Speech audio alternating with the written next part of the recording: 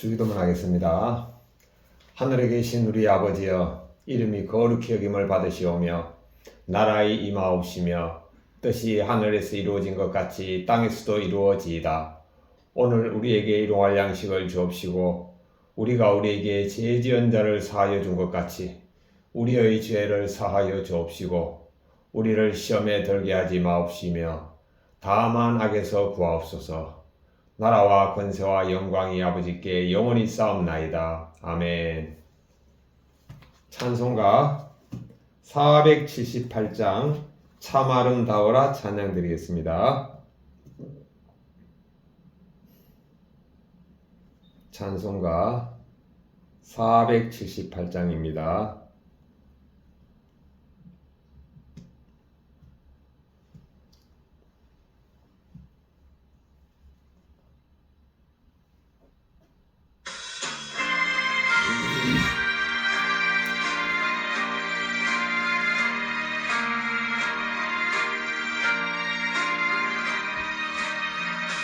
참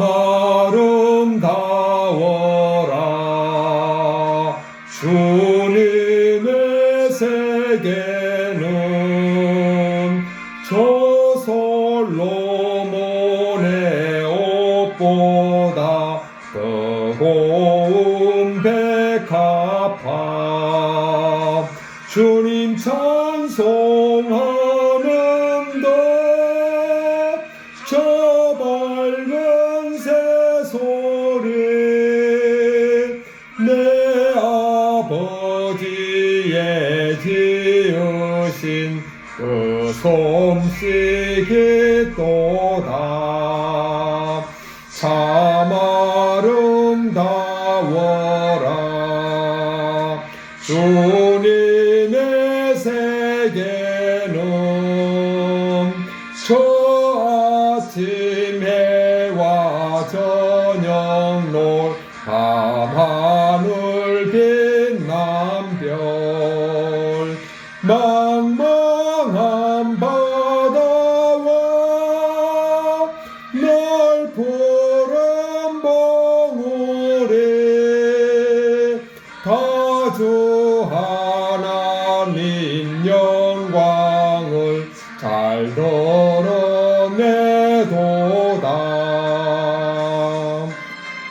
참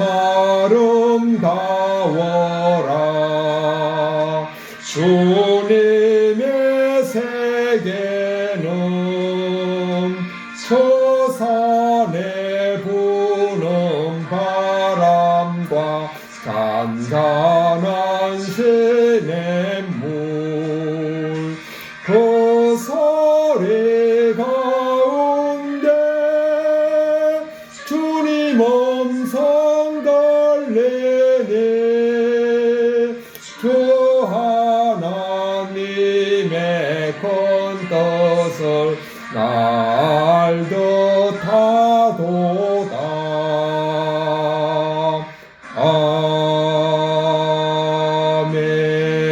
아멘.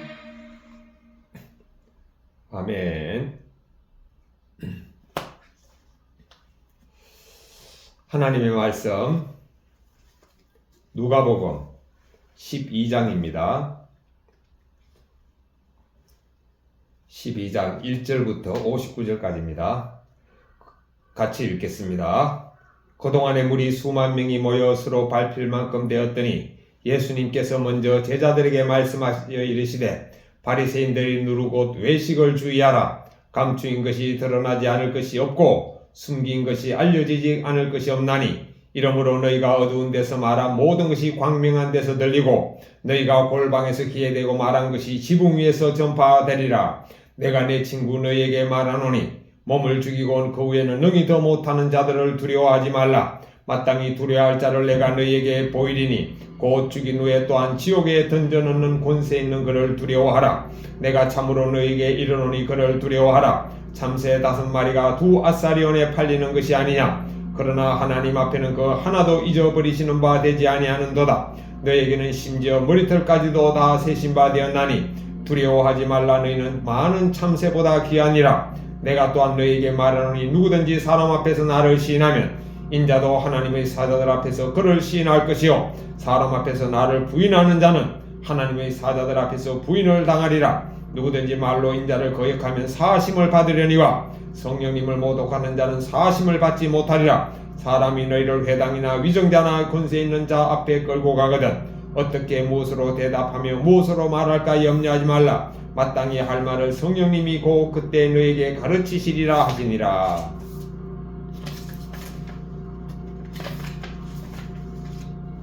13절입니다. 무리 중에 한 사람이 이르되 선생님 내 형을 명하여 유산을 나와 나누게 하소서 하니 이르시되 이 사람아 누가 나를 너희의 재판장이나 물건 나누는 자로 세웠느냐 하시고 그들에게 이르시되 삼가 모든 탐심을 물리치라. 사람의 생명이 그 소유에 넉넉한 데 있지 아니하니라 하시고 또 비유로 그들에게 말하여 이르시되 한 부자가 그 밭에 소출이 풍성하매 심중에 생각하여 이르되 내가 곡식 쌓아둘 곳이 없으니 어찌할까 하고 또 이르되 내가 이렇게 하리라. 내 곡간을 헐고 더 크게 짓고 내 모든 곡식과 물건을 거기 쌓아두리라. 또 내가 내 영혼에게 이르되 영혼아 여러 해 쓸 물건을 많이 쌓아두었으니 평안히 쉬고 먹고 마시고 즐거워하자 하리라 하되 하나님은 이르시되 어리석은 자여 오늘 밤에 너의 영혼을 도로 찾으리니 그러면 너에게 준비한 것이 누구의 것이 되겠느냐 하셨으니 자기를 위하여 재물을 쌓아두고 하나님께 대하여 부유하지 못한 자가 이와 같으니라. 22절입니다. 또 제자들에게 이르시되 그러므로 내가 너희에게 이르노니 너희 목숨을 위하여 무엇을 먹을까 몸을 위하여 무엇을 입을까 염려하지 말라. 목숨이 음식보다 중하고 몸이 의복보다 중하니라. 까마귀를 생각하라. 심지도 아니하고 거두지도 아니하며 골방도 없고 창고도 없으되 하나님이 기르시나니 너희는 새보다 얼마나 더 귀하냐. 또 너희 중에 누가 염려함으로 그 키를 한 자라도 더할 수 있느냐. 그런즉 가장 작은 일도 하지 못하면서 어찌 다른 일들을 염려하느냐. 백합화를 생각하여 보라. 실도 만들지 않고 짜지도 아니하느니라. 그러나 내가 너희에게 말하노니 솔로몬의 모든 영광으로도 입은 것이 이 꽃 하나만큼 훌륭하지 못하였느니라. 오늘 있다가 내일 아궁이에 던져지는 덜풀도 하나님이 이렇게 입히시거든 하물며 너희일까 보냐. 믿음이 작은 자들아.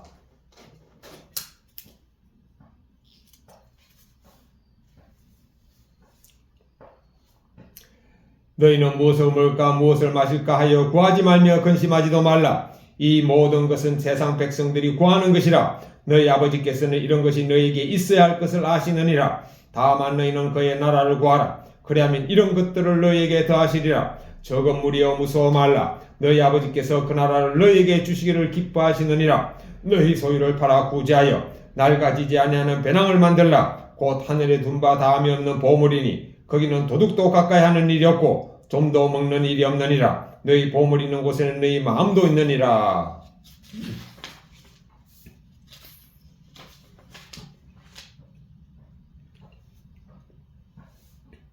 35절입니다.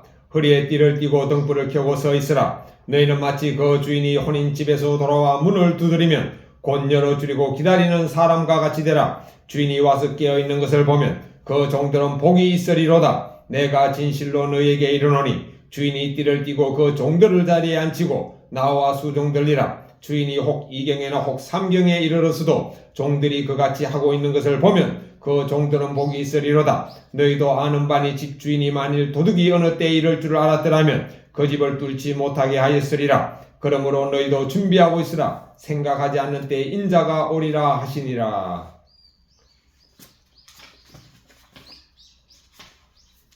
41절입니다. 베드로가 여짜오되 주님께서 이 비유를 우리에게 하심이니까 모든 사람에게 하심이니까 주님께서 이르시되 지혜 있고 진실한 청지기가 되어 주인에게 그 집 종들을 맡아 때를 따라 양식을 나누어줄 자가 누구냐. 주인이 이럴 때 그 종이 그렇게 하는 것을 보면 그 종은 복이 있으리로다. 내가 참으로 너희에게 이르노니 주인이 그 모든 소유를 그에게 맡기리라. 만일 그 종이 생각하기를 주인이 드디어 오리라 하여 남녀 종들을 때리며 먹고 마시고 취하게 되면 생각하지 않는 날 알지 못하는 시각에 그 종의 주인이 이르러 엄히 때리고 신실하지 아니한 자의 받는 벌에 처하리니 주인의 뜻을 알고도 준비하지 아니하고 그 뜻대로 행하지 아니한 종은 많이 맞을 것이요 알지 못하고 맞을 일을 행한 종은 적게 맞으리라. 물은 많이 받는 자에게는 많이 요구할 것이요 많이 맡은 자에게는 많이 달라 할 것이니라. 내가 불을 땅에 던지러 왔노니 이 불이 이미 붙었으면 내가 무엇을 원하리요?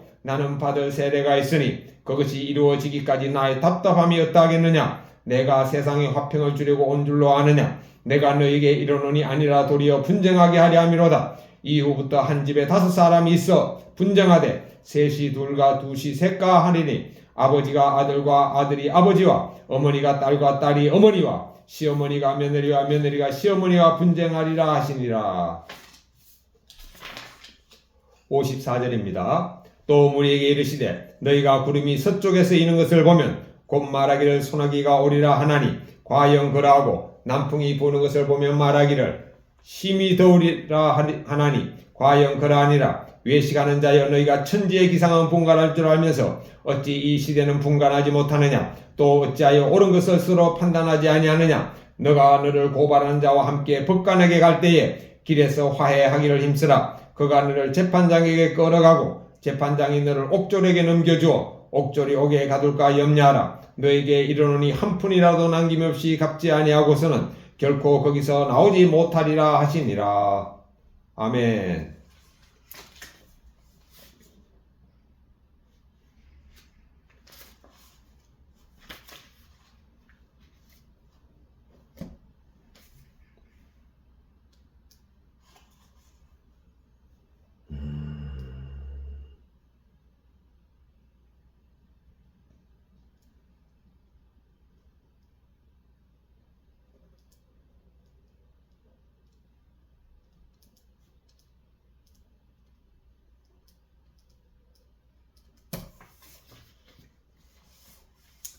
(1절부터) (3절까지) 보겠습니다. 그동안에 물이 수만 명이 모여 서로 밟힐 만큼 되었더니 예수님께서 먼저 제자에게 말씀하여 이르시되 바리새인들이 누르고 외식을 주의하라. 감추인 것이 드러나지 않을 것이 없고 숨긴 것이 알려지지 않을 것이 없나니 이러므로 너희가 어두운 데서 말한 모든 것이 광명한 데서 들리고 너희가 골방에서 귀에 대고 말한 것이 지붕 위에서 전파되리라. 외식은 겉과 속이 다른 것이 외식이죠. 왜? 바깥에 짜고 식, 꾸민다는 거죠. 겉을 꾸민다는 겁니다. 즉 우리 마음과 우리가 겉으로 드러나는 것하고 이게 어긋나면은 일단 속과 겉이 일치하지 않으면은 그 자체가 벌써 스트레스가 되는 거죠. 그렇다고 우리가 또 속에 있는 것을 다 드러낼 수는 없지만 그러나 가능하면은 속에 있는 대로 속마음 그대로 우리가 살아갈 때 일단 내 마음이 편합니다. 내 마음이. 자, 그 다음에 4절부터 7절까지 보겠습니다. 그런데 어제 제가 이제 유튜브를 잠깐 보는데 이제 우리나라 사람들의 심리 상태에 대해서 이제 어떤 심리학자가 나와가지고 얘기하는데 참 공감이 되는데 우리나라 사람들은요, 밖에 나갈 때 이렇게 많이 꾸민다 그러더라고요. 그렇죠. 집에서 입는 옷하고 우리가 외출할 때 입는 옷이 틀리죠. 또 뭐 집에서는 그냥 남자들 같은 거는 화장을 안 하지만 여자들 같은 경우는 집에 있을 때는 맨 얼굴로 지내다가 밖에 나갈 때는 막 화장하고 꾸미잖아요. 또 남자들도 밖에 나갈 때는 가능하면 이제 옷을 깔끔하게 입어주고 하는 거죠. 왜 그런가 하면 이유가 밖에 나가서 그러니까 우리나라 속담 이런 속담이 있죠. 일단은 옷을 잘 입어야지. 옷을 잘 입어야지 얻어먹을 수 있다. 이런 말이 있듯이 하여튼 겉을 꾸며야지. 그러니까 우리나라 이제 체면 문화 이런 것 때문에 다른 사람들에게 나를 잘 보이고 또 없어도 좀 있는 척하고 이런 것을 보여야지만이 사람들한테 무시당하지 않는다. 또 내 체면을 세운다. 이런 문화가 우리나라에 있다고 그러더라고요. 그런 거 보면은 그러니까 자기의 원래의 모습보다 더 자기를 높이 보이려고 한다는 거죠. 그러다 보니까 그 중에 대표적인 사례 중에 하나가 뭐냐면은 남자들은 가능하면은 자기 분수보다도 더 높은 차를 사잖아요. 우리나라는 사실 차를 모는 거 보면은 사실 자기의 생활 수준에 맞게끔 몰기보다도 생활 수준 이상의 차를 모는 사람들이 많거든요. 우리나라 대부분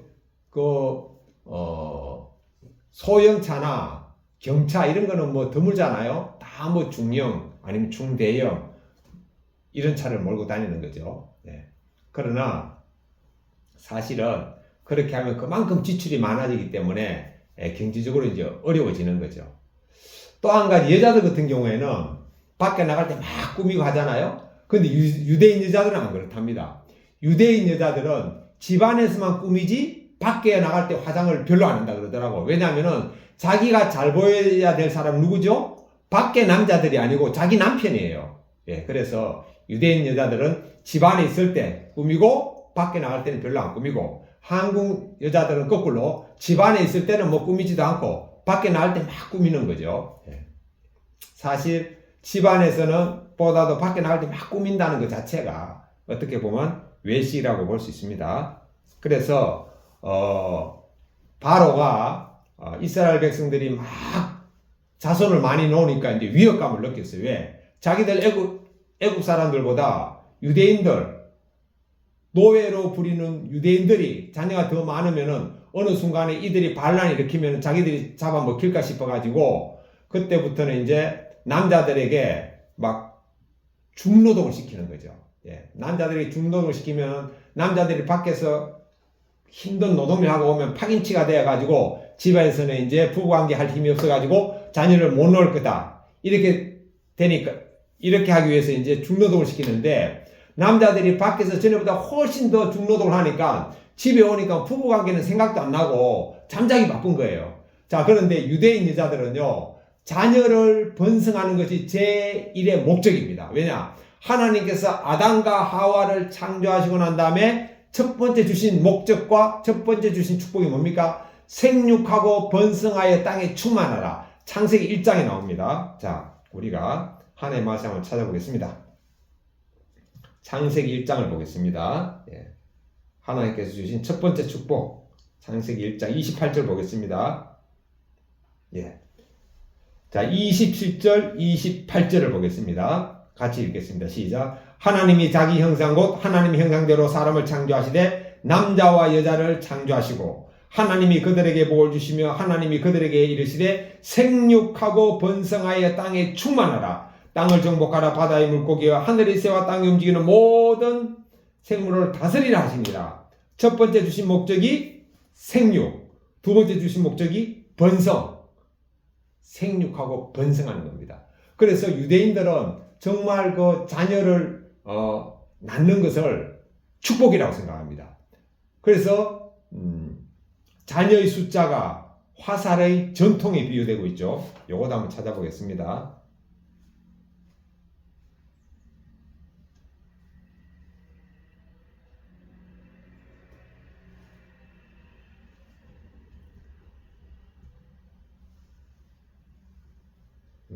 요거는 개역 한글로 해야지 딱 나오겠네요. 전통을 딱 검색하면은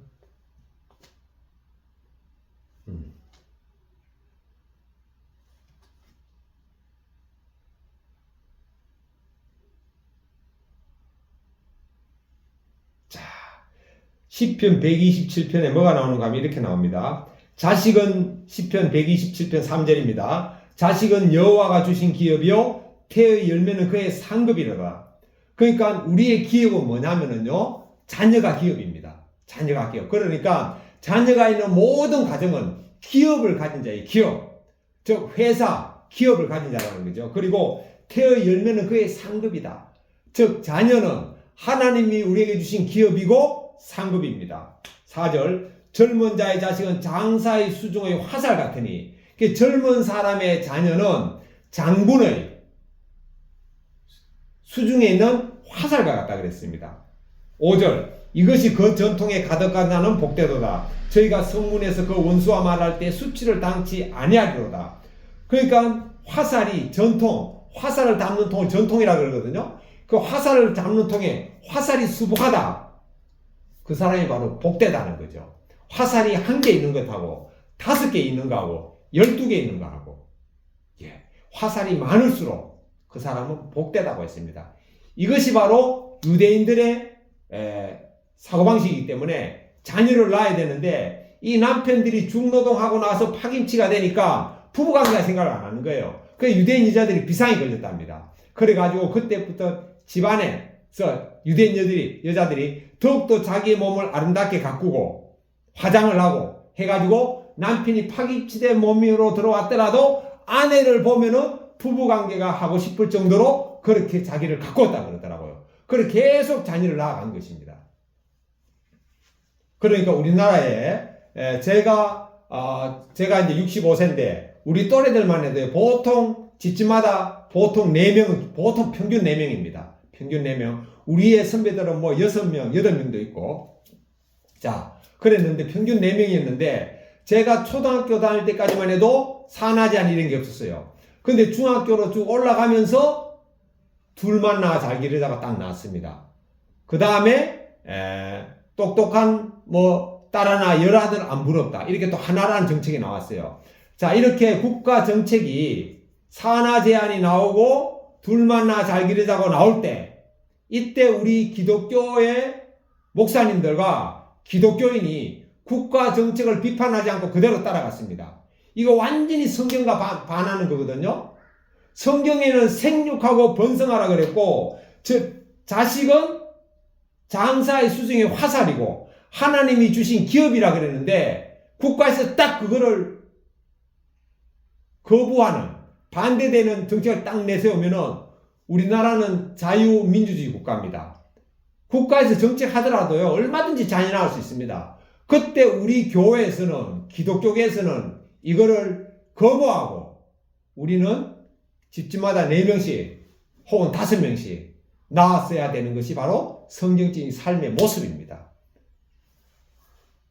그러니까 우리가 성경을 읽으면 뭐합니까? 성경 공부하면 뭐합니까? 그대로 살지 않으면 모르는 거와 똑같습니다.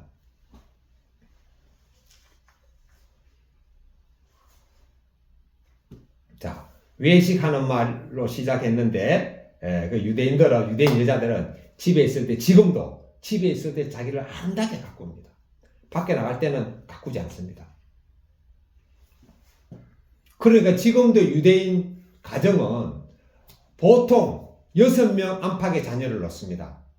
그러니까 유대인 가정들은요 이런 성령차를 안 산다 그러더라고요. 왜? 성령차 해봤자 4명 5명밖에 못 하잖아요. 그럼 자녀가 6명이고 부부하면 벌써 8명입니다. 그래서 유대인 가정들은 기본이 우리나라로 말하면 스타리아, 스타렉서 이런 8인성, 10인성, 뭐 12인성 이런 거 산다고 하더라고. 왜냐? 가족이 다 타야 되니까. 오늘날도 우리는 지금 기독교인 가정의 자녀들도 결혼하면은 한둘밖에 낳지 않잖아요. 그거 잘못된 겁니다. 예, 우리는 생육하고 번성하고 땅이 충만해야 됩니다. 예. 그래서 저는 우리 딸이 어릴 때부터 제 설교를 듣고 자랐기 때문에 우리 딸은 결혼하면 자녀를 많이 놓을 생각을 하더라고요. 자, 4절부터 6절까지, 7절까지 보겠습니다. 내가 내 친구 너희에게 말하노니 몸을 죽이고 그 후에는 능히 더 못하는 자들을 두려워하지 말라. 마땅히 두려워할 자를 내가 너희에게 보이리니 곧 죽인 후에 또한 지옥에 던져넣는 권세 있는 그를 두려워하라. 내가 참으로 너희에게 이르노니 그를 두려워하라. 참새 5마리가 2 아사리온에 팔리는 것이 아니냐. 그러나 하나님 앞에는 그 하나도 잊어버리시는 바 되지 아니하는도다. 너희에게는 심지어 머리털까지도 다 세신 바 되었나니 두려워하지 말라. 너희는 많은 참새보다 귀하니라. 자, 여기서 예수님께서 자신의 제자들을 무리 수만 명이 모였네요. 그런데 먼저 제자에게 말씀하는 거 보니까 지금 제자에게 말씀하는데 제자들을 뭐라고 표현하죠? 친구라고 표현합니다. 예. 그래서 예수님은 또 그 어느 부분에 가면은 친구를 위해서 목숨을 버린 것보다 더 큰 사랑이 없다 그랬죠? 바로 우리를 위해서 목숨을 버리셨습니다. 자, 예수님이 나를 친구로 삼는다고 해가지고 우리가 예수님을 친구처럼 대할 수는 저는 없다고 생각합니다. 우리는 예수님을 주님으로 섬기는 거죠. 천국 가서는 또 예수님하고 친구가 될 수 있고 뭐 형님으로 될 수도 있겠죠. 그리스도 안에서 형제니까. 예, 그러나 우리는 예수님을 주님으로. 그리고 여기서 중요한 말씀이 뭐냐면은 예수님께서 누구를 두려워해야 할지를 딱 보여주네. 우리를 죽이는 자를 두려워하지 말고. 왜? 죽음이 끝이라면은 죽이는 자가 너무너무 두려운 거죠. 그러나 죽음 이후의 세계가 있다면은 죽음은 뭐와 같죠? 마치 내가 수술하는 거하고 똑같습니다. 네. 수술하고 나면 깨어나죠? 그래서 수술이 좀 두렵기도 하지만 그렇게 공포스러울 정도로 두렵지 않잖아요? 그러나 죽고 난 다음에 세계가 없다 생각하면은요, 죽음이 완전히 공포 그 자체입니다. 자, 그런데 우리는 죽고 난 다음에 천국이 있기 때문에 죽음을 두려워하지 않게 되는 거죠. 오늘도 예수님은 죽인 후에 지옥에 던져넣는 그분, 바로 예수님을 두려워하라고 하십니다. 예. 그러니까 여기서 뭐가 있다는 거죠? 지옥이 있다는 겁니다. 지옥이. 죽고 난 다음에 지옥이 있다는 거예요. 제가 얼마 전에 저희 동생 장인어른 돌아가셔가지고 제가 문상을 갔다 왔는데 그 집안이 불교 집안이더라고요. 그래가지고 그 앞에 노인 여러 가지 그림들이 있었는데 제가 그거를 문상을 하고 참 마음이 아팠습니다. 왜냐하면은 그분이 어디 갔겠어요. 그리고 제가 동생은 하나님을 믿는데 어릴 때부터 주일학교 생활 다 했는데 지금은 그 동생은 교회를 안 다니거든요. 근데 그 조카들은 또 다 교회를 다녀요. 그럼 그 조카에게 제가 이렇게 제자 훈련도 시키고 복음을 전해가지고 그 믿음을 확실히 가졌다면은 자기 외할아버지 외할머니한테 가서 막 전도하려고 했을 거예요. 근데 제가 그걸 못했죠. 제 삶이 바빠가지고. 예, 참 제가 그때 마음이 많이 아팠습니다. 예, 오늘 예수님께서 말씀하십니다. 죽인 후에 뭐가 있다는 것이요? 지옥이 있다는 거죠. 죽인 후에 지옥이 있습니다. 죽인 후에. 그 사도행전에 오직 성령님이 임하시면은 너희가 권능을 받고 예루살렘과 온 유대와 사마리아와 땅끝까지 증인이 되리라고 하셨는데 예루살렘은 어디입니까? 바로 내 가족부터잖아요. 내 가족. 예. 사실 내 가족, 내 형제들이 결혼했으면은 결혼에는 또 처가댁도 있잖아요. 그것까지 다 하면은 사실 숫자가 엄청납니다.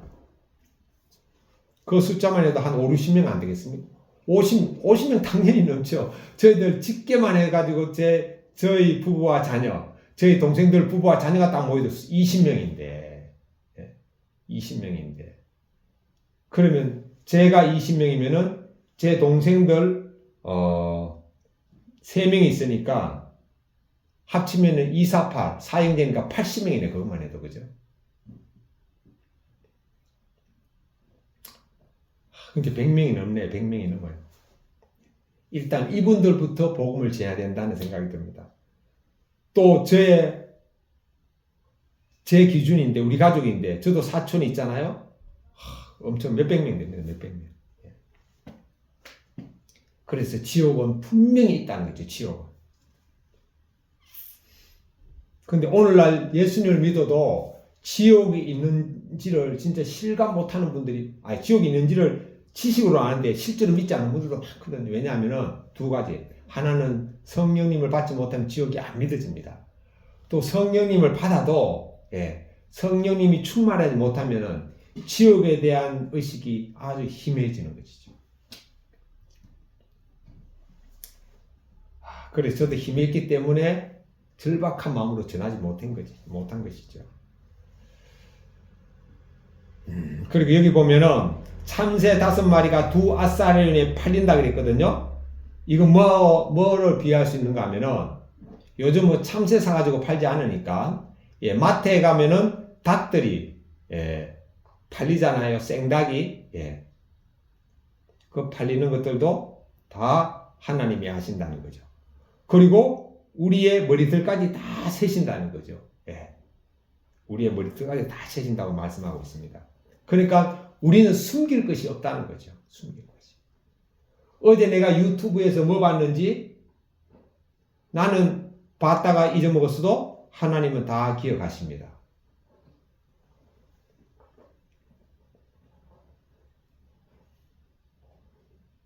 그러면은 우리가 어떻게 머리털까지 다 세시는 하나님 앞에서 우리가 하나님의 말씀에 합당한 삶을 살 수 있을까요? 그것은 딱 한 가지밖에 없습니다.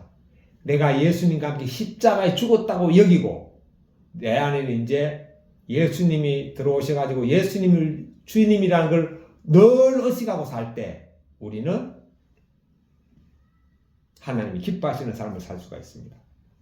8절부터 12절까지 보겠습니다. 내가 또한 너에게 말하노니 누구든지 사람 앞에서 나를 시인하면 인자도 하나님의 사자들 앞에서 그를 시인할 것이요 사람 앞에서 나를 부인하는 자는 하나님의 사자들 앞에서 부인을 당하리라. 누구든지 말로 인자를 거역하면 사하심을 받으려니와 성령님을 모독하는 자는 사하심을 받지 못하리라. 사람이 너희를 회당이나 위정자나 권세 있는 자 앞에 끌고 가거든 어떻게 무엇으로 대답하며 무엇으로 말할까 염려하지 말라. 마땅히 할 말을 성령님이 곧 그때에 너희에게 가르치시리라 하시니라.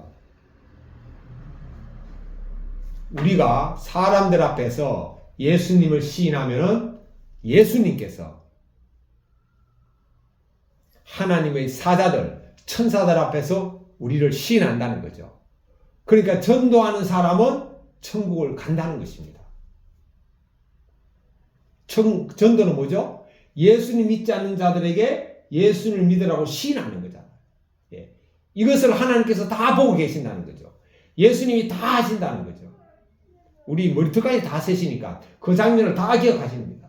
그리고 우리가 천국의 심판에 딱 왔을 때 하나님, 저 김원섭이는 이 땅에 저 세상에서 살 때 아버지와 예수님을 시인한 전도자였습니다. 김원섭 천국 라고 저는 믿습니다.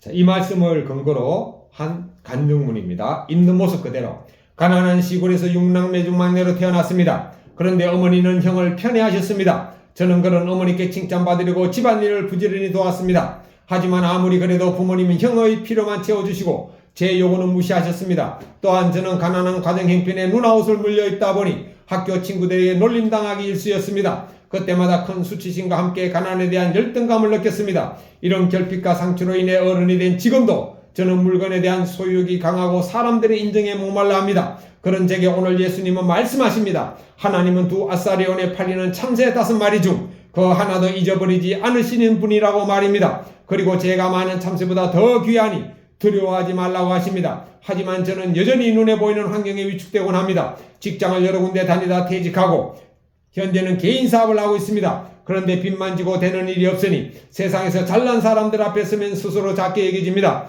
내가 바라는 것을 얻고 내가 원하는 대로 되어야만 하나님이 나를 사랑하신다고 느끼는 미성숙한 자입니다. 이런 제게 예수님은 오늘 말씀으로 경고하십니다. 하나님보다 사람들의 시선을 신경 쓰며 좋은 의복과 액세서리로 겉모습을 그럴듯하게 꾸미는 외식을 주의하라고 말입니다. 그리고 현재 주님이 허락하신 상황을 인정하고 저의 존재 자체를 사랑하고 기이 여기는 주님께 기도로 도움을 구하라고 하십니다. 이제는 가족과 공동체 주님께서 제게 맡기신 사람들 앞에서 예수님을 시인하기를 원합니다. 그럴 때 주님도 하나님의 사자들 앞에서 저를 시인해 주실 줄 믿습니다. 그러기 위해 그 지혜를 중시하는 태도를 버리고 하나님 앞에 제가 얼마나 부족한 자인지 솔직히 고백하겠습니다. 적용 1. 외출 시 외모에 과하게 신경 쓰지 않고 단정한 옷차림인지만 살피겠습니다. 적용 2. 가정 예배를 드릴 때 아내와 자녀들 앞에서 저의 무능함을 인정하고 고백하겠습니다.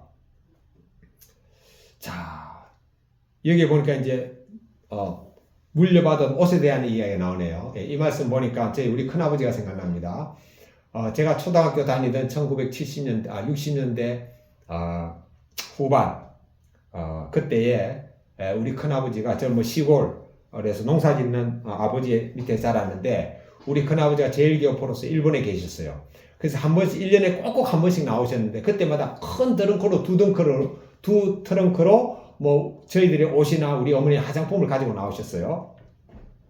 그때 저는 초등학교 때 큰아버지가 주신 잠바를 입고 학교에 갔는데 4학년 때로 지금 기억납니다. 선생님이 그러더라고요. 원섭아, 너 앞으로 좀 나와봐라 딱 하더니 원섭아, 이 세모 잠바 어디서 나니? 이러더라고요. 저는 초등학교 4학년 때 세모 잠바 입었습니다.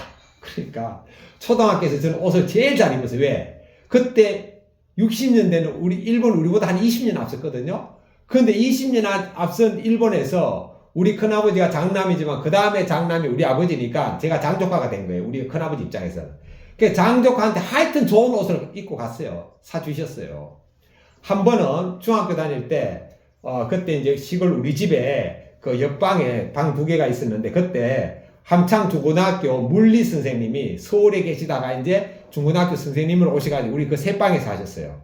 그때 이제 제가 이제 큰아버지가 준 잠바를 딱 입고 있으니까 그 물리 선생님 사모님이 우리 어머니한테 그랬대요. 그 원습이 저 잠바를 자기한테 달라는 거예요. 자기 아들 입히게.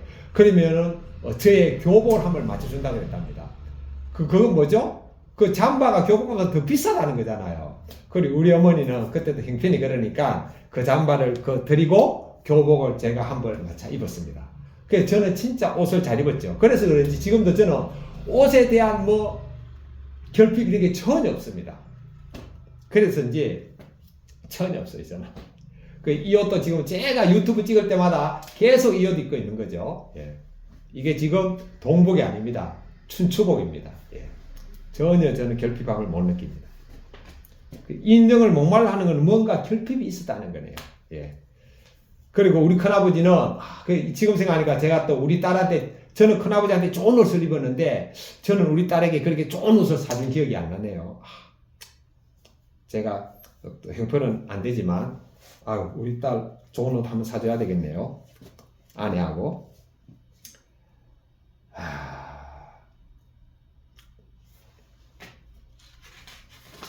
그리고 우리 큰아버지는 1년에 한 번씩 꼭 오시면 제가 대구에서 고등학교 다니고 대학교 다니고 자취할 때 저한테 꼭 용돈을 10,000원 줬거든요. 예. 그때 70년대 용돈 10,000원은 큰 돈이었잖아요. 제가 첫 월급을 그때 고등학교 졸업받고 45,000원 받았기 때문에 그 10,000원은 지금이라면 월급 그때는 최저임금도 없었기 때문에 지금 몇십만 원 되겠죠. 20-30만 원. 예. 그래서 그런지 저는 지금도 조카들 만나면은 보통 우리가 이제 설날 때 세뱃돈 주잖아요. 그런데 저는 이제 조카들 만나면은 명절이 아니라도 저희들은 또 모이거든요. 추석 때도 모이고 또 부모님 돌아가신 그날도 모여서 추모 예식 드리고 하기 때문에 그때 모이면 저한테 있는 대로 이제 10,000원씩 이렇게 주는 게 우리 큰아버지한테 받은 그게 있기 때문에 제가 그렇게 하는 것 같다는 느낌이 드네요. 자, 그 다음 13절 보겠습니다. 13절부터 15절 보겠습니다.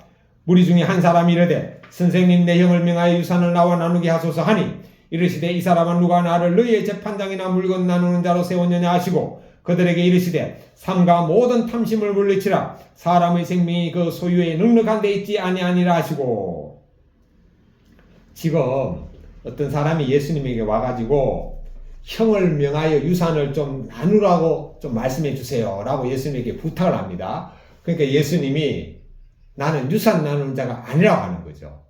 자, 이것은 뭐냐면 이 사람이 형이 자기에게 유산을 아마 안 주는 걸로 그렇게 안 주는 상태이기 때문에 아마 이렇게 부탁하는 것 같아요. 요즘도 보면은요, 부모님이 돌아가시고 나면은 자녀들의 그 의가 상해지는 첫 번째 이유가 뭐냐? 유산입니다. 네.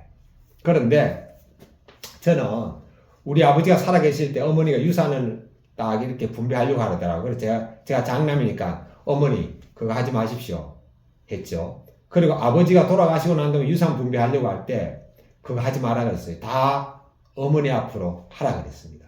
왜? 옛날에 그 며느리들이 왜 시어머니의 권위에 절대 복종했죠? 예. 광해, 창고의 열쇠를 시어머니가 갖고 있었기 때문입니다. 즉 재정권을 갖고 있어야 힘이 있거든요. 그래서 제가 어머니 앞으로 다 하라 그랬습니다. 그리고 이제 어머니 돌아가시고 난 다음에는 저희 사형제가 똑같이 4분의 1로 다 나누었습니다. 예. 돈 있는 거 다 나누고, 그 다음에 나눌 수 없는 것은 뭐가 있었죠? 집하고, 그 다음에 선사. 예. 이거는 나누지 못했습니다. 이거는 그래서 지금도 사형제 공동으로 되어 있습니다. 그러니까요, 그리고 이제 제가 고등학교 다닐 때 그때 번 돈을 어머니한테 드렸는데 어머니가 그 돈만 가지고 이제 그 밭을 한 260평 샀는데 그 밭에 대해서는 제 바로 밑에 동생이 제 동생 그 밑에 셋째 넷째한테 그러더라고요. 이 밭은 형이 고등학교 졸업하고 직장 다닐 때 어머니에게 어머니가 줘서 어머니가 산 밭이기 때문에 이건 형 앞으로 해야 된다 해가지고 둘째 동생이 제 앞으로 해야 된다고 해서 그것만 이제 제 앞으로 하고 나머지는 다 공동 소유를 하니까요. 형제가 아니 지금도 화목합니다. 명절날 모이면 웃음꽃이 피는 거죠. 예, 그래서 유산 저는 그렇습니다. n분의 1로 나눠야 된다고 생각합니다. 남자, 여자, 아들, 딸 구분 없이. 그러면은요, 그 가정이 화목할 것 같습니다. 16절부터 19절 보겠습니다. 또 비유로 그들에게 말하여 이르시되 한 부자가 그 밭에 소출이 풍성하며 심중에 생각하여 이르되 내가 곡식 쌓아둘 곳이 없으니 어찌할까 하고 또 이르되 내가 이렇게 하리라. 내 곡간을 헐고 더 크게 짓고 내 모든 곡식과 물건을 거기 쌓아두리라. 또 내가 내 영혼에게 이르되 영혼아 여러 해 쓸 물건을 많이 쌓아두었으니 평안히 쉬고 먹고 마시고 즐거워하자 하리라 하되.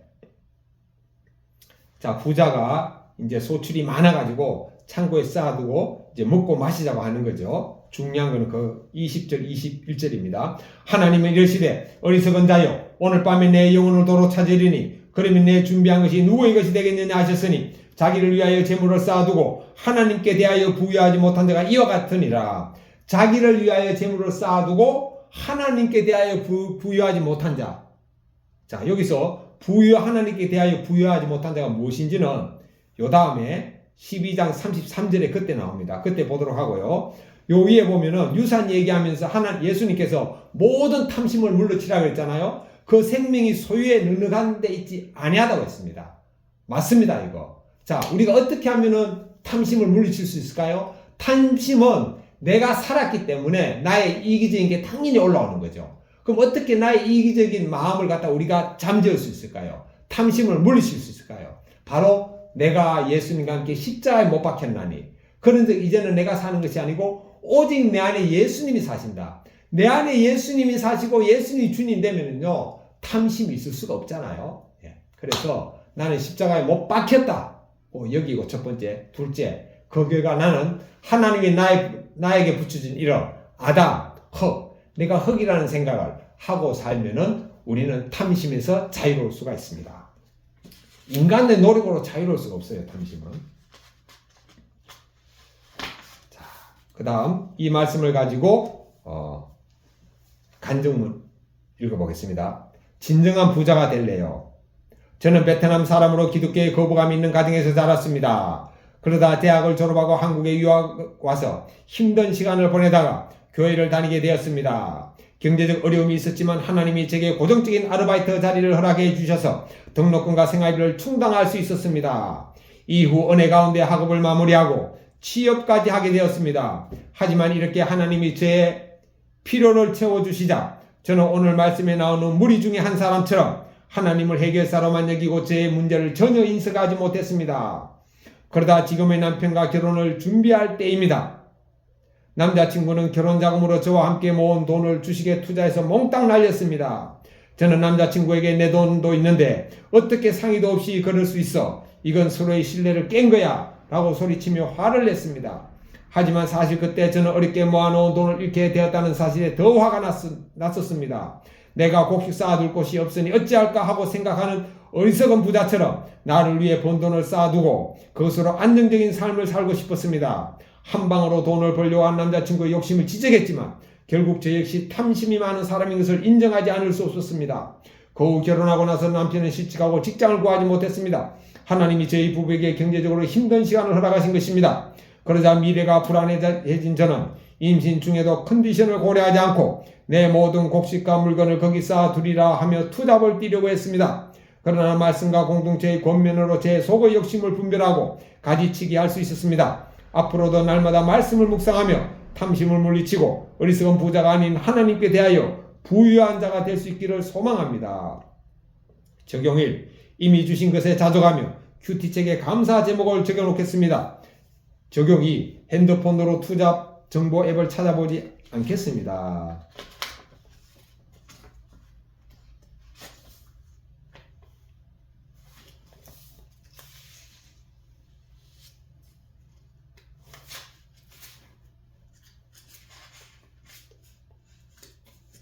(22절부터) 28절까지 보겠습니다. 또 제자들에게 이르시되 그러므로 내가 너희에게 이르노니 너희 목숨을 위하여 무엇을 먹을까 몸을 위하여 무엇을 입을까 염려하지 말라. 목숨이 음식보다 중하고 몸이 의복보다 중하니라. 까마귀를 생각하라. 심지도 아니하고 거두지도 아니하며 골방도 없고 창고도 없으되 하나님이 기르시나니 너희는 새보다 얼마나 더 귀하냐? 또 너희 중에 누가 염려함으로 그 키를 한 자라도 더할 수 있느냐? 그런즉 가장 작은 일도 하지 못하면서 어찌 다른 일을 염려하느냐? 백합화를 생각하여 보라. 실도 만들지 않고 짜지도 아니하느니라. 그러나 내가 너희에게 말하노니 솔로몬의 모든 영광으로도 입은 것이 이 꽃 하나만큼 훌륭하지 못하였느니라. 오늘 있다가 내일 아궁이에 던져지는 덜풀도 하나님이 이렇게 입히시거든 하물며 너일까 보냐. 믿음이 작은 자들아. 자, 여기에서 몸보다 중요한 게 뭐죠?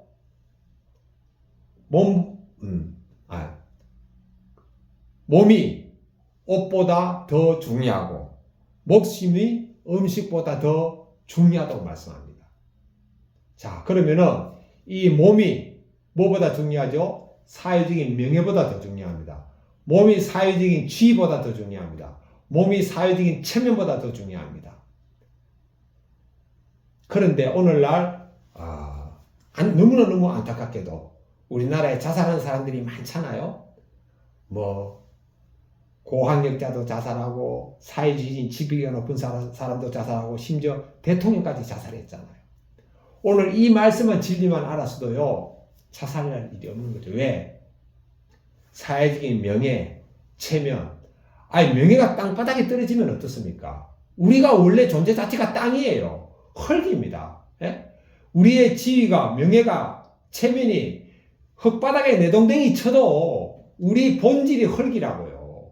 하나님이 우리를 흙으로 만들고 이름도 흙으로 지어줬잖아요. 흙, 아담.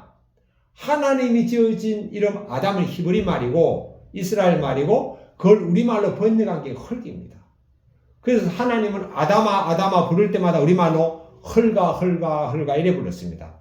그래서 이 땅의 모든 사람의 성은 하나입니다. 흙입니다. 그래서 저는 김원석. 흙입니다. 우리가요, 내 신분이, 내 수준이, 내 정체성이, 내 아이덴티티가 흙이라고 생각하고 살면은요, 어떤 고난에서도, 어떤 명예의 짓밟힘 속에서도 우리는 자살할 일이 없습니다. 어떤 낙심 가운데서도, 어떤 망한 가운데서도 우리는 자살할 일이 없습니다. 왜? 우리는 이미 땅바닥에 내동댕이 친 흙이라니까요. 흙입니다. 자존감 상할 일 없고 무시당한다고 느낄 필요 없어요. 왜? 흙이니까. 또 중요한 게 뭐죠? 우리 안에 누가 계십니까? 예수님이 계시잖아요. 예? 질그릇 속에 보화, 질그릇이, 바울 사도가 그랬죠. 우린 질그릇이라고. 질그릇은 뭡니까? 흙그릇이라는 거예요. 우리가 흙이라는 거예요. 그 안에 보화가 있잖아요. 보화가. 그 흙이 아무리 명품 옷을 걸쳐도 흙입니다. 흙. 그 안에 보화가 있습니다. 우리는. 그래서 우리는 아무리 남루한 옷을 입어도 우리는 자존감이 구겨지지 않습니다. 우리가 아무리 다른 사람이 무시를 해도 저 무시 안 당합니다. 왜? 상대방이 무시해도 제가 무시를 안 받으면 돼요. 제가 왜 무시를 받습니까? 제 안에 예수님이 계시는데.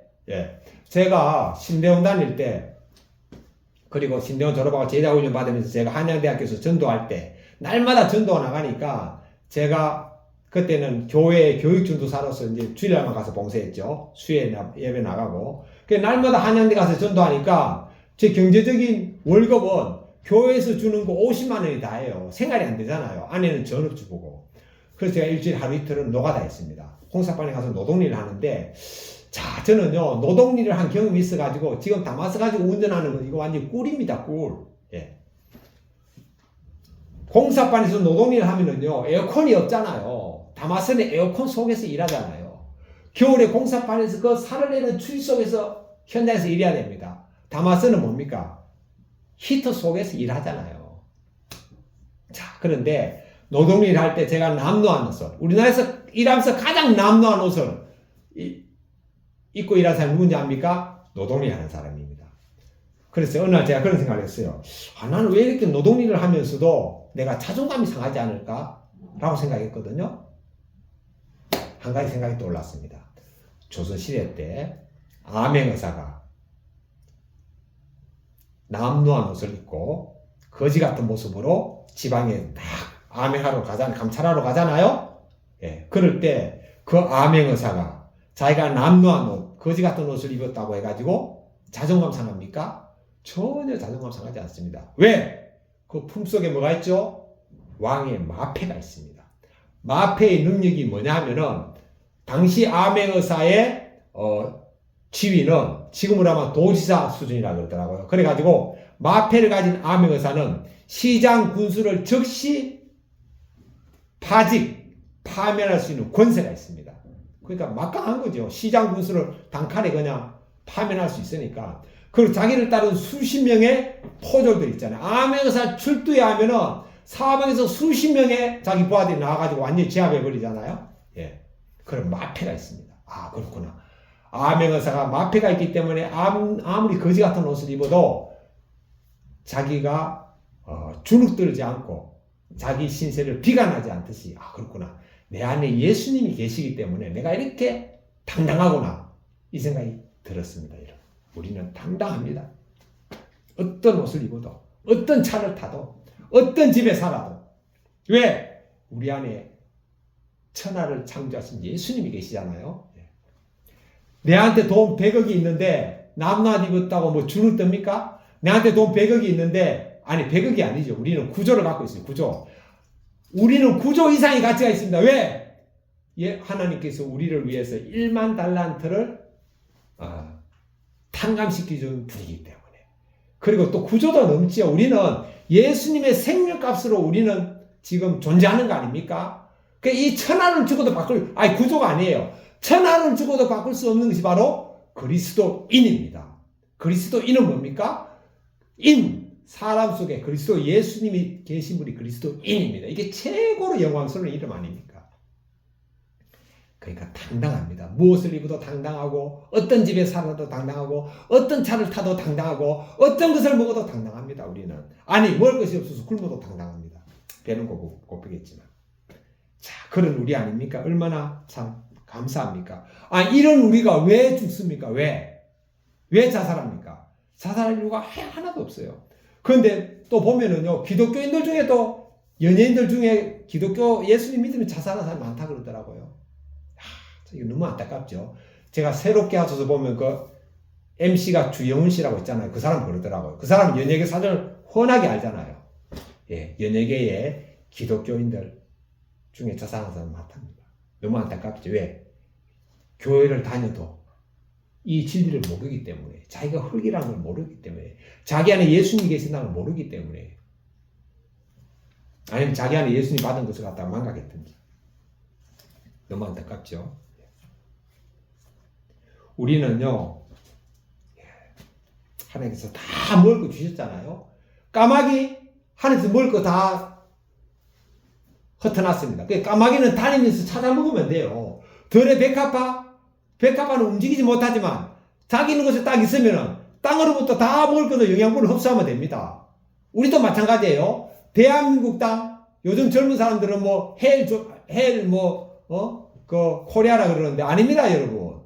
우린 지옥이 아니에요, 한국이. 동남아, 아프리카, 뭐 저런데 있는 사람들은요, 한국에 오는 게 꿈입니다. 우리나라는 꿈의 땅이에요. 우리가 호진국일 때 미국이 꿈의 땅이었듯이, 일본이 꿈의 땅이었듯이, 예. 우리나라는 꿈의 땅입니다. 지금 최저임금 받고도요, 얼마든지 부자 될 수 있습니다. 최저임금 받고도. 월급을 적게 받아서 가난한 게 아니고, 월급을 많이 쓰기 때문에, 과소비가 때문에 지금 가난하게 되는 거예요. 가난하게 되는 겁니다. 그러니까, 혼자 직장 생활하는 사람은 70% 이상을 저축하고, 부부가 살더라도 최소한 50%는 저축해야 됩니다. 50%. 예. 그 저축 못한 건 다 현재 지금 과소비하고 있는 겁니다. 큰 집에서 살거나, 아니, 자기 집도 마련 못하면서 무슨 관리비 있는 집에 삽니까? 관리비 내는 집에 삽니까? 빌라에서 살아야죠. 우리 때는 그랬어요. 우리 때는 그런 마음이었습니다. 나 때를 말하면 꼰대라 그러더라고요. 예. 꼰대라도 좋습니다. 자, 29절부터 31절 보겠습니다. 그리고 또 여기 보면은요, 제가 어제 또 유튜브 잠깐 봤는데, 최저임금 받고도 얼마든지 저축할 수 있다. 부자 될 수 있다. 자, 어떻게? 첫 번째, 절약해야 됩니다. 무조건. 그러니까, 혼자 살면 70%, 둘이 살면 50% 이상 저축해야 되고, 여기서 저축은 내가 그동안 대출 받아가지고 대출 갖고 이자 내는 것도 다 저축이 포함됩니다. 내가 소비하지 않고 쓰는 건 다 저축입니다. 대출을 갚든 이자를 내든 적금을 하든 주식을 사든 다 저축. 그러니까 첫 번째 절약, 두 번째는 투자를 해야 됩니다. 은행에만 갖다 넣는 거는요, 그거는 완전히 저겁니다. 투자가 아니죠. 은행 좋은 일 시키는 거예요. 은행들 월급 주면서 그 사람들 그냥 봉양하는 거라니까요. 예. 어디에 투자해야 되죠? 주식에 투자해야 됩니다. 그런데 주식의 투자도 두 가지가 있습니다. 하나는 투기가 있고 투자가 있거든요. 투기하면 은행 적금보다 못한 거죠. 그럼 뭐가 투기냐? 세 개 중에 하나라도 들어가면 투기입니다. 첫째, 개별 정보. 둘째, 단기 투자. 셋째, 책 읽지 않고 투자하는 거. 이 세 개 중에 하나라도 들어가면 그건 투기입니다. 그럼 투자는 뭐냐? 개별 종목이 아니고 코스피 200. 코스피 200은 뭐냐면은 우리나라 1등부터 200등 기업까지만 딱 모아가지고 투자하는 거예요. 그 다음에 S&P 500, 미국 주식 1등부터 500등까지 딱 모아가지고 거기 투자하는 겁니다. 여기에 투자하고, 두 번째 장기 투자하고, 세 번째 책 읽으면서 투자하는 거, 이거 투자합니다. 예. 그렇게 해서 우리가 코스피 200이나 S&P 500에 투자하면은요, 분명히 5년, 10년, 20년, 30년 되면 무조건 은행 적금과 비교하지 않을 정도로 올라갑니다. 이게 뭐죠? 예, 우리의 노후를 위해서 이렇게 준비하는 거죠.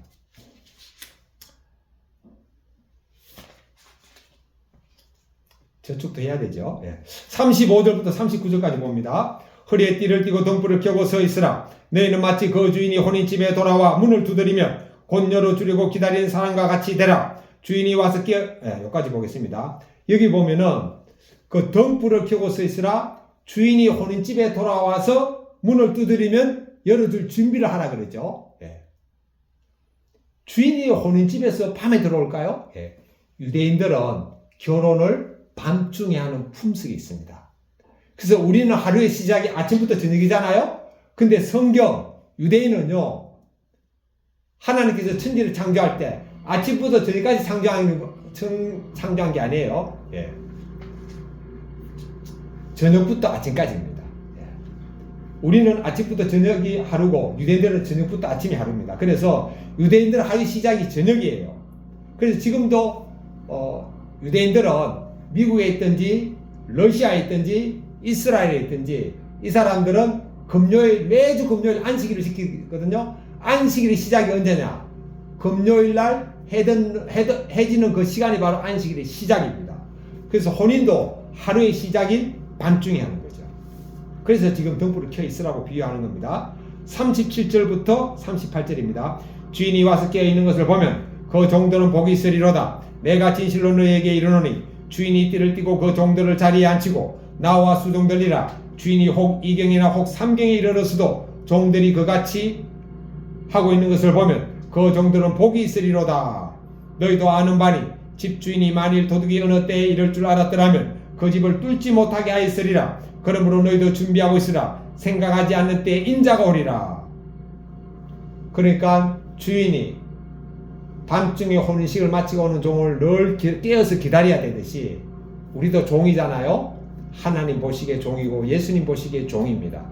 그래서 주님이 재림하실 때를 늘 의식하면서 우리가 깨어 있어야 되는데 어떻게 깨어 있죠? 날마다 제가 십자가에 못 박혀 죽었다고 여기고 사는 것이 바로 깨어 있는 겁니다.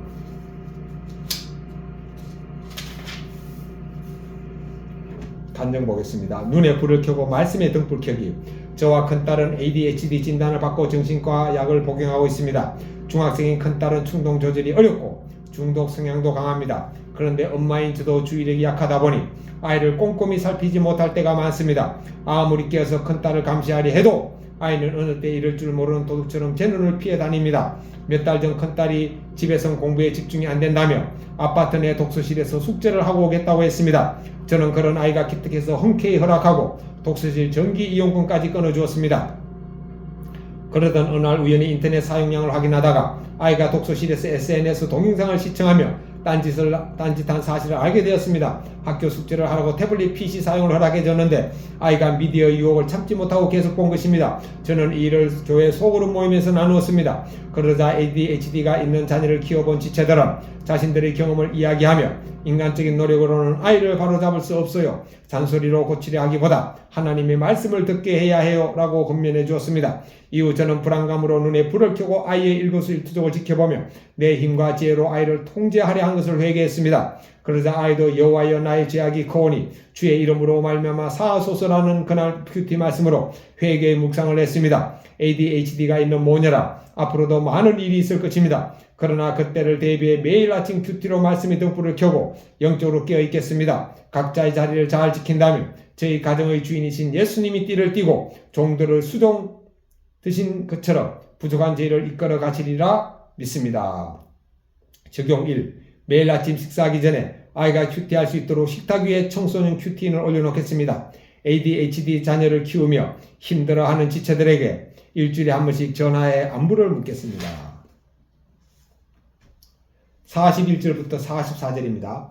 베드로가 여짜오되 주님께서 이 비유를 우리에게 하심이니까 모든 사람에게 하심이니까 주께서 이르시되 지혜 있고 진실한 청지기가 되어 주인에게 그 집 종들을 맡아 때를 따라 양식을 나눠줄 자가 누구냐? 주인이 이럴 때 그 종이 그렇게 하는 것을 보면 그 종은 복이 있으리로다. 내가 참으로 너희에게 이르노니 주인이 그 모든 소유를 그에게 맡기리라. 종이 자기 하는 일에 충실하면은 주인이 종에게 더 큰 일을 맡긴다는 거죠. 마찬가지로 우리가 내가 있는 자리에서 충실하면은 하나님께서는 우리에게 또 저에게 더 큰 일을 맡긴다는 말씀입니다. 이건 오늘 저에게 하신 말씀이네요. 45절부터 48절까지입니다. 만일 그 종이 마음에 생각하기를 주인이 드디어 오리라 하여 남녀 종들을 때리며 먹고 마시고 취하게 되면 생각하지 않는 날 알지 못하는 시각에 그 종의 주인이 이르러 엄히 때리고 신실하지 아니한 자의 받는 벌에 처하리니 주인의 뜻을 알고도 준비하지 아니하고 그 뜻대로 행하지 아니한 종은 많이 맞을 것이요 알지 못하고 맞을 일을 행한 종은 적게 맞으리라. 무릇 많이 받는 자에게는 많이 요구할 것이요 많이 맡은 자에게는 많이 달라 할 것이니라. 많이 맡은 자에게는 많이 달라 할 것이다. 이 말씀을 보면서 하나님께서는 저에게 많이 맡기셨다는 그런 느낌이 들었습니다. 저에게 성령님을 주셔가지고 하나님께서 저에게 또 큰 은혜를 주셨고, 또 제가 신학대학원 다닐 때 그때 박재영 목사님이라고 그 농어촌 목회 강의 담당하신 목사님인데 전라북도 웅포에서 웅포교회 담임하는 목사님이세요. 이분은 저희 수강생들에게 학생들에게 2번이나 점심을 사주셨습니다. 점심을 먹이셨습니다. 한 번은 목사님 교회 성도들이 뷔페 음식을 만들어 가지고 봉구에 싣고 와가지고 한 30-40명 되는 우리 수강생들이 그 장신대 그 잔디밭에 앉아가지고 그 밥을 먹었던 기억이 납니다. 그리고 또 한 번 그 오륜 뷔페라고 5,000짜리 뷔페지만 제가 8년도에 신대원 다녔기 때문에 그때는 5,000원이 적은 돈이 아니거든요. 지금부터 한 30년 전이죠. 그래서 또 우리 뷔페도 사주셨고, 저는 그 목사님한테 그런 은혜를 받아서 그때부터 제가 뭘 했는가 하면은요, 제가 교육전도사로 적은 월급을 받았지만, 제가 이제 우리 그 학생들 한 20-30명 되는 학생들, 이제 저 끝나고 나면은, 제가 청소년부 예배 끝나고 나면은, 제가 일주일에 그 학년별로 돌아가면서 제가 마트에 가가지고 애들한테 얘들아 너희 먹고 싶은 거 마음껏 골라라. 단 얼마 범위 내에서 1,000원 범위 내에서 이렇게 사준 적도 있고, 또 임원들 모아가지고 제가 이제 피자 사준 적도 있습니다. 제가 그 목사님한테 제가 그런 것을 갖다가 얻어먹기 때문에 저도 이렇게 사랑이 흘러가더라고요. 박지영 목사님 고맙습니다. 또 저에게 큐티 신대원 3년 다니면서도 큐티 훈련이 안 되더라고요. 신학대학원은 뭡니까? 훈련시키는 곳이 아니죠. 그건 지식을 가르쳐주는 곳입니다. 근데 제가 장신대 신대원 출신이지만 제 졸업하고 총신대 나온 목사님한테서 이권성 목사님한테서 제가 하루에 1시간씩 1년간 큐티를 딱 배우니까요. 딱 습관이 되더라고요. 이권성 목사님 감사합니다. 예, 그리고 저에게 설교를 가르쳐 주신 분, 예, 우리 하영준 목사님. 예, 내 설교 스타일이 너무 좋아가지고 제가 그분한테 설교를 배웠죠. 그리고 또 저에게 십자가의 삶이 무엇인지를 진짜 삶으로 보여주신 분이 있습니다. 대구의 이현래 목사님 감사드리고, 그 다음에 저에게 동행일기 쓰는 걸 또 가르쳐 주시고 해주신 우리 유기성 목사님, 그리고 이 큐티인으로서 제가 또 큐티할 수 있게 해주신, 그래서 저는 날마다 큐티하면서 날마다 그 성도들의 풍성한 감정을 누리잖아요. 예, 이것을 소개해 주신 김양래 목사님과 우리 CBS 새롭게 하소서를 통해서 제가 봤으니까, 예, 참 제게 은혜 베푼 분들이 많네요. 예, 저는 이런 분들로부터 많은 것을 받았습니다. 많은 걸 받은 제가 이제 많이 또 나눠줘야 되죠. 그렇지 않으면 저는 또 많이 두드려 맞을 것 같습니다. 49절부터 53절입니다. 내가 불을 땅에 던지러 왔노니 이불이 이미 붙었으면 내가 무엇을 원하리요? 나는 받을 세례가 있으니 그것이 이루어지기까지 나의 답답함이 어떠하겠느냐? 내가 세상에 화평을 주러 온 줄로 아느냐? 내가 너희에게 이르노니 아니라 도리어 분쟁하게 하려 함이로라. 이후부터 한 집에 5사람이 있어 분쟁하되 셋이 둘과 둘이 셋과 하리니 아버지가 아들과 아들이 아버지와 어머니가 딸과 딸이 어머니와 시어머니가 며느리와 며느리가 시어머니와 분쟁하리라 하시니라. 예수님은 땅에 불을 던지러 왔다고 그랬습니다. 땅은 뭐죠? 네, 땅은 바로 사람을 의미합니다. 이 땅은 사람이 다스리고 지배하잖아요. 예. 그리고 이 땅이 더러워지는 것도 사람 때문에 더러워지고 이 땅이 깨끗해지는 것도 사람 때문에 깨끗해집니다. 예, 그래서 예수님 오시기 전에 이 땅에 있는 사람들은 그 마음의 주인이 사단이잖아요. 예수님이 성령의 불세례를 주심으로 말미암아 우리는 사단을 몰아내게 되는 거죠. 예. 그러다 보니까 처음에 예수님 믿게 되면은 믿지 않는 분들하고 갈등이 생기는 거죠. 그걸 예수님은 싸움으로 표현했습니다. 그렇다고 우리가 믿지 않는 가족들하고 막 싸우는 건 아니죠. 영적인 싸움입니다. 영적인 싸움. 예. 우리가 믿지 않는 가족들에게는 깍듯하게 나는 죽고 예수님이 사시는 그 마음으로, 또 우리는 내가 흙이라는 그 마음으로 우리는 믿지 않는 사람들 깍듯하게 우리가 섬겨야 되는 거죠. 예. 그렇게 하면은 영적으로 싸우지만 결국에는 평정이 됩니다. 무엇으로? 예수님으로 다 믿게 되는 거죠. 예. 주 예수를 믿어라. 그러면 너와 내 집이 구원을 얻으리라. 고 했습니다. 그런데 나는 예수 믿는데 왜 우리 집이 구원 못 받죠? 제대로 믿지 않기 때문이죠.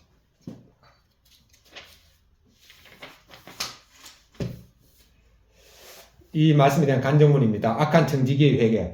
저는 4대째 믿음의 가정에서 유복하게 자랐습니다. 주일 성수를 하며 교회 행사에 빠짐없이 참석했지만 오직 잘 먹고 잘 살고자 신앙생활을 했습니다. 중학생 때부터 불량한 친구들과 어울리며 학교에서 많은 사고를 치고 다녔습니다. 하지만 아버지의 권세로 문제가 해결된 것을 보며 이 세상에 돈이면 딴 데는 게 없구나라고 생각하게 되었습니다. 그러다 제가 20대 중반일 때 아버지 사업이 부도났습니다. 하지만 그때도 저는 주인이 드디어 오리라 생각하며 먹고 마시고 지한종처럼 남은 재산을 탕진했습니다. 그로 인해 가정은 파괴되고 경제적으로도 어려움을 겪었습니다. 그때 저희 무과신과 외도를 힘들어하던 아내가 교회를 다니기 시작했습니다. 그리고 자신과 같이 교회 소그룹 모임에 나가면 편하게 술 마시고 골프 치게 해주겠다고 약속했습니다. 그때부터 저는 아내를 따라 부부 소그룹 모임에 참석했습니다. 그렇게 공동체에 속해 말씀을 들어도 저는 여전히 정신을 차리지 못했습니다.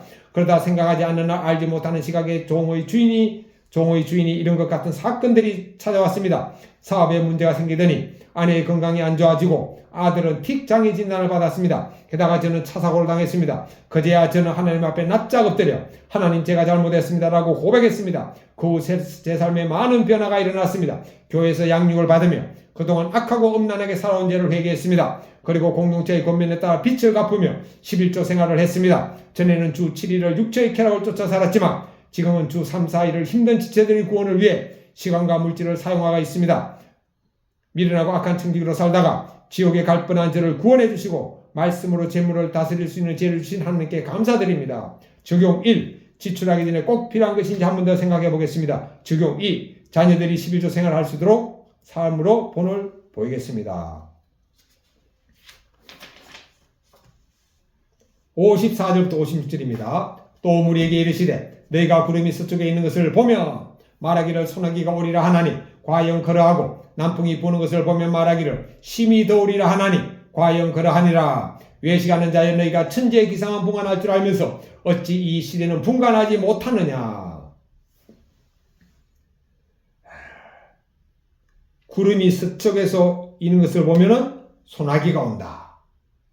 이런 기상을 분별하는데 어찌 이 시대는 분별하지 못하느냐. 왜 자기 자신은 모르느냐. 우리 이 땅에 살면, 젊어서 살면은요, 노후도 안 올 것 같아요. 그래서 저는 60 되기 전에는 노후 자체를 생각 못 했습니다. 그러나 어느덧 65세가 됐죠. 이제는 노후가 막 생각이 되는 거죠. 노후가 끝이 아니죠. 죽음이 있고, 그 위에 심판이 있고, 천국과 지옥이 있습니다. 이거를 분간 못한 사람은 지금 너무너무 많잖아요. 57절부터 58절입니다.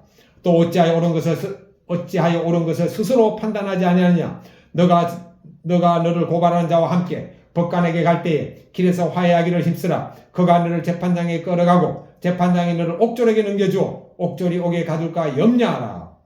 그러니까 어떤 사람과 다툼이 있어가지고 고발하기 전에 빨리 화해하라는 거죠. 근데 화해한다는 건 언제 화해가 되죠? 내가 손해볼 때 화해가 됩니다. 손해보지 않으면 절대 화해가 안 되거든요. 손해보고라도 화해하는 것이 더 큰 손해를 막는 길입니다. 재판까지 가면은 일단 변호사 쓰면 500만 원 듭니다. 그냥 집안 때려먹는 거예요. 제가 대한생명을 다녔는데요. 그때 제가 97년도 퇴사하고 난 다음에 얼마 있다가 막 대한생명이 시끄럽더라고요. 그때 이제 최순영 회장님이 대한생명 회장할 때는 참 기독교에 헌금도 많이 하고 헌신도 많이 하신 걸로 저는 알고 있어요.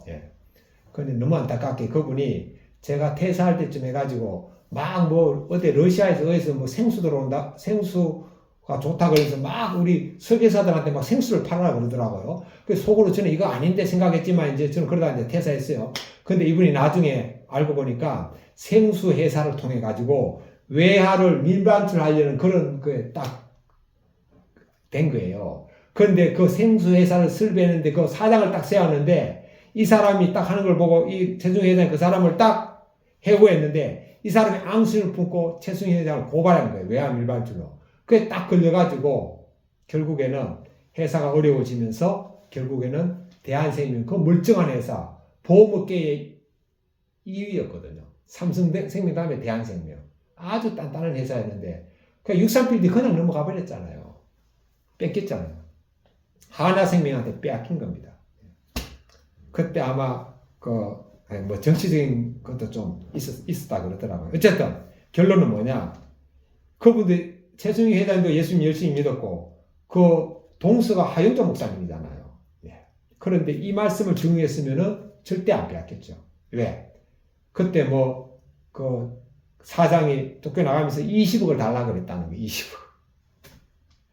그러니까 도둑놈한테 어떻게 20억을 자기하고 싸워버린 사람한테 어떻게 20억을 줄 수 있겠어요. 그럼에도 불구하고 재판을 딱 걸 때 성경에 보면 뭡니까? 화해하라 그랬죠. 재판장한테 끌고 가야 되는 화해하라 그랬잖아요. 그럼 자기 생각이 안 맞아도 재판을 상대방이 딱 걸었으면은 빨리 그 사람 찾아가가지고 내가 손해보고라도 화해해야 돼요. 20억 주고라도 화해해야 돼요. 그럼 63빌딩 안 빼앗겼고 대한생명 안 빼앗겼잖아요. 안타깝습니다. 그래서 이건 하나의 사례고 우리 개인도 얼마든지 인생을 살면서 재판에 갈 수도 있고 아니면 일상의 싸움 속에서 우리가 다툴 수가 있습니다. 그래서 우리는 저도 얼마 전에 이거 너무 길어지네. 그렇게 해서 우리는 결론은 뭐죠? 바로 재판 가기 전에 빨리 화해해라. 화해의 핵심은 뭐냐? 손해보고라도 화해해라는 거죠. 59절 너에게 이르노니 한 푼이라도 남김없이 갚지 아니하고는 결코 거기서 나오지 못하리라 하시니라. 자, 그리고 오늘 말씀 중에 제가 하나 빠뜨린 게 있는데요. 12장 33절을 잠깐 보겠습니다. 33절에 뭐냐면은 여기 12장 21절에 자기를 위하여 재물을 쌓아두고 하나님께 대하여 부여하지 못한 자가 이와 같으니라 했는데 하나님께 대하여 부여하지 못한 자를 제가 누가복음 12장 33절에 답을 준다고 했는데 제가 깜빡 넘어갔거든요. 하늘에 대하여 부여한 게 무엇인가는 12장 33절에 나옵니다. 너희 소유를 팔아 구제하여 낡아지지 아니하는 배낭을 만들라 곧 하늘에 둔 바 다함이 없는 보물이니. 즉 우리가 구제하는 것이 바로 하늘의 보물을 쌓아두는 겁니다. 여러분 얼마나 구제하고 있습니까? 저도 지난번에 그 처갓집에 가가지고 진짜 하루에 한 끼 또 먹기 힘들고 3일에 한 끼도 못 먹을 때도 있는 그 월드 비전의 그 영상을 딱 보고 제가 후원해야 되겠다고 했는데 그 갈등하다가 결국에는 여러분 한번 후원하면 계속 해야 되잖아요. 예, 그래가지고 했는데 제가 결국 오늘 아침에 예배 드리기 전에 후원했습니다. 예, 그렇게 해서 우리가 참 구제한다는 게 쉬운 게 아니에요.